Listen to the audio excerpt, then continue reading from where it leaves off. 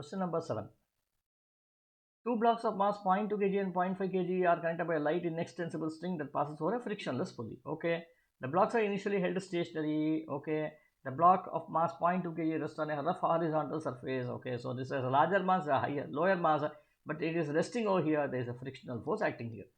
When the blocks are released, they have an acceleration of magnitude 2 meter per second square. So there is still a frictional force acting like this, and therefore this block has an acceleration A is equal to 2, which means this also moves with the same acceleration.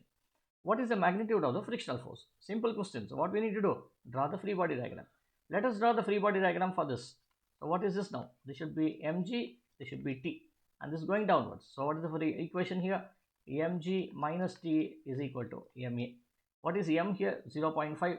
0.5 into g, 10 minus t should be equal to m, 0.5 into a, which is 2 over here.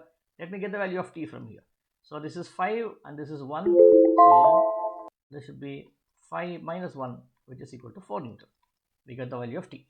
Now let us apply free body diagram for this block over here. For this block, what will happen? Tension is acting like this, frictional force is acting like this, still it is moving like this because this force is larger. So I will write T minus frictional force is equal to m into a. So what is this T here? T we already calculated 4. Frictional force I do not know, which we need to find out, is equal to m. What is m here? 0.2 multiplied by, what's the value of a? 2, because the inextensible string. So how much ever is this acceleration, same acceleration this also moves.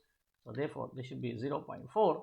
So frictional force is equal to 4 minus 0.4, which is equal to 3.6 Newton. 3.6 Newton, which is the nearest answer. 3.5 Newton is the nearest answer. Answer is A. A is the right answer.